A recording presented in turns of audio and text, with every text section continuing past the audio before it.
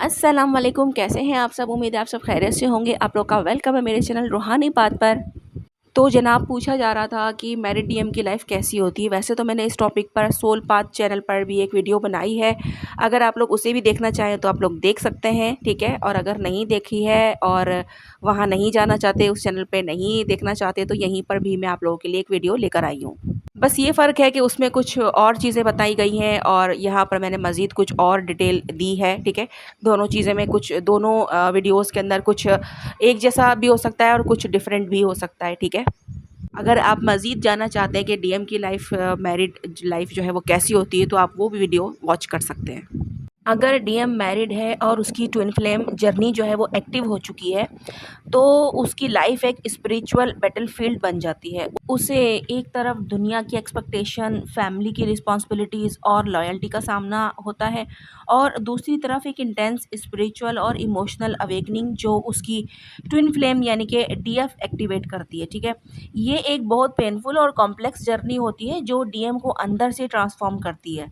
इस वीडियो में मैं आपको बताऊंगी कि डीएम जो मैरिड हैं उनकी जो जर्नी है वो कितनी ज़्यादा जो है वो पेनफुल होती है, और मैं कोशिश करूंगी कि मैं आपको डीपली एनालाइज करके बता सकूं इसमें।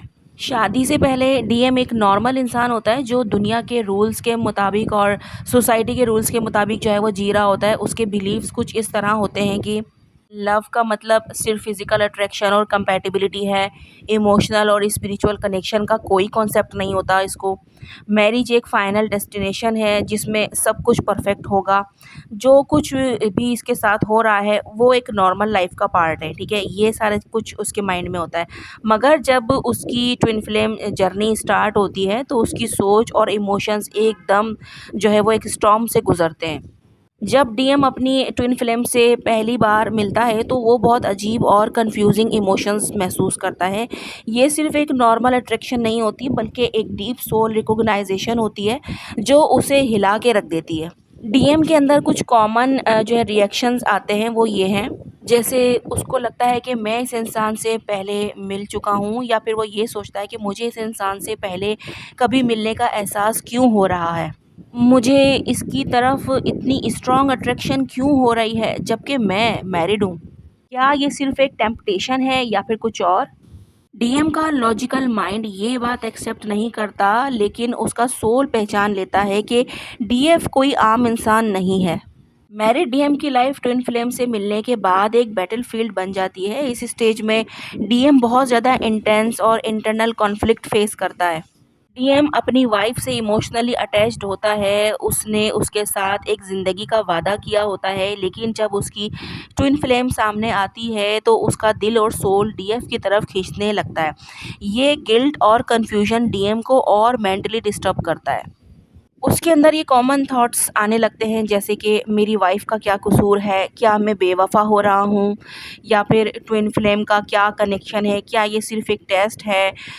मुझे किस तरफ जाना चाहिए? अपनी शादी को बचाना चाहिए या डीएफ के साथ कनेक्शन बनाना चाहिए? ये सारा कुछ उसके माइंड में चल रहा होता है। डीएम इस इंटरनल बैटल को बहुत स्ट्रॉन्गली डिनाई करता है और बहुत दफ़ा डीएफ से दूर भागता है।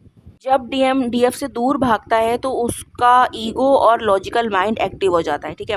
वो अपने इमोशंस को सप्रेस करने की कोशिश करता है और अपनी मैरिड लाइफ को नॉर्मल बनाने की कोशिश करता है। फिर डीएम का जो कॉमन बिहेवियर होता है ना, वो कुछ इस तरह से होता है कि डीएफ को अवॉइड करना, उसे ब्लॉक करना, अपनी मैरिड लाइफ पर एक्स्ट्रा फोकस करना ताकि डीएफ की एनर्जी को सप्रेस कर सके, ठीक है।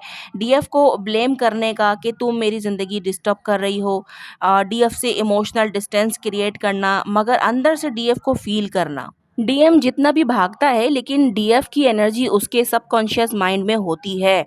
उसे ड्रीम्स, टेलीपैथिक मैसेज और साइंस जो है वो मिलने लगते हैं जो उसे डीएफ की याद दिलाते हैं।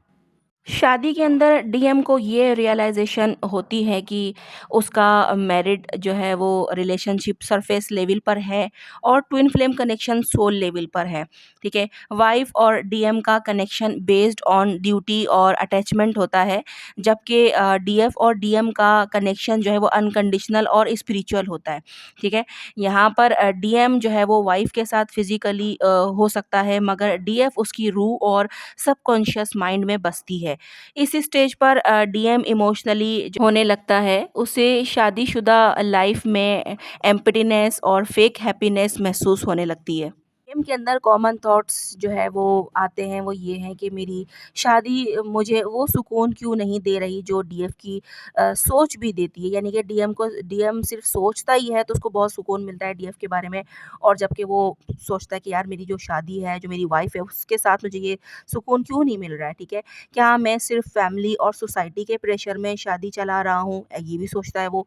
और इसके अलावा डीएफ का कनेक्शन इतना स्ट्रॉन्ग क्यों है जबकि वो मेरी वाइफ़ भी नहीं है? तो ये सारा कुछ उसके माइंड में जो है वो चलता रहता है। ये सारा कुछ जब डीएफ देखती है, तो ये सब देखकर जो है ना वो डीएफ इमोशनल ब्रेकडाउन से गुज़रती है, ठीक है? उसे समझ नहीं आता कि क्या वो वेट करे या फिर वो मूव ऑन करे। डीएफ को इस सिचुएशन में फिर क्या करना चाहिए? डीएम के डिसीजन का इंतज़ार जो है वो नहीं करना चाहिए, क्योंकि वो खुद कन्फ्यूज़ है अभी, ठीक है? अपनी सेल्फ वर्थ और सेल्फ लव पर फ़ोकस काम करो, ठीक है? डीएम को प्रेशर मत दो, क्योंकि वो तब और दूर भागेगा। अपनी स्पिरिचुअल मिशन पर फ़ोकस करो ताकि तुम्हारी एनर्जी हाई वाइब्रेशन में रहे। डीएम को एनर्जेटिकली हील होने का टाइम देना है डीएफ ने, ठीक है? हर डीएम यूनियन के लिए तैयार नहीं होता। कुछ डीएम अपनी शादी को प्रायोरिटी देते हैं और कुछ स्पिरिचुअली इवॉल्व होकर डीएफ के साथ यूनियन की तरफ बढ़ने लगते हैं। जब डीएफ मूव ऑन करती है या एनर्जेटिकली डिटैच होती है, तब डीएम के अंदर एक रियलाइजेशन फेज स्टार्ट होता है, ठीक है? यहाँ पर डीएम की अवेकनिंग के कुछ मेजर साइंस होते हैं, जैसे डीएफ की याद और ड्रीम्स का इंटेंस होना, लाइफ में सडन ट्रबल्स और स्पिरिचुअल अवेकनिंग का स्टार्ट होना, डीएम का सेल्फ रिफ्लेक्शन और सेल्फ ग्रोथ का प्रोसेस शुरू होना, डीएफ को वापस अट्रैक्ट करने की एनर्जी क्रिएट करना, ठीक है? लेकिन सिर्फ रियलाइजेशन काफ़ी नहीं होती है। अगर डीएम एक्शन नहीं लेता तो डीएफ को मूव ऑन करना चाहिए, बिना किसी एक्सपेक्टेशन के। सवाल ये होता है कि क्या मैरिड डीएम और डीएफ एक साथ हो सकते हैं?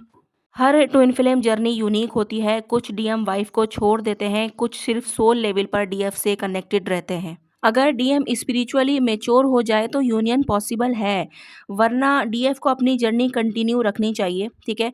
इस जर्नी का मकसद सिर्फ रोमांटिक रीयूनियन नहीं, बल्कि सोल अवेकनिंग और पर्सनल ग्रोथ होती है। ठीक है, तो यहाँ पर चीज़ें मैंने कुछ मेंशन करी हैं, बाकी और डिटेल मैंने जो है वो सोल पाथ पर जो मैंने वीडियो बनाई है उसमें भी मैंने काफ़ी कुछ बताया है, काफ़ी कुछ डीपली एनालाइज़ किया है उसमें भी, और यहाँ पर भी मैंने कुछ चीज़ें जो थोड़ी-सी डिफरेंट थी, जो मैं शायद उसमें नहीं बता सकी, वो मैंने यहाँ कवर की हैं। तो जनाब, मैरिड डीएम की भी लाइफ आसान नहीं होती है, लेकिन बस वो किसी सिचुएशन में एक्शन ले लेता है, किसी सिचुएशन में एक्शन नहीं ले सकता। कभी उसको अपनी वाइफ़ को ही चूज़ करना पड़ता है और कभी वो अपनी डीएफ को भी चूज़ कर लेता है। तो हर डीएम एक जैसा नहीं होता, हर डीएम की कहानी एक जैसी नहीं होती है, ठीक है? तो आज की वीडियो जो है वो यहीं तक है। मिलते हैं नेक्स्ट वीडियो में, ठीक है? और अपना ख़्याल रखिएगा, मुझे दुआओं में याद रखिएगा। अल्लाह हाफ़िज़।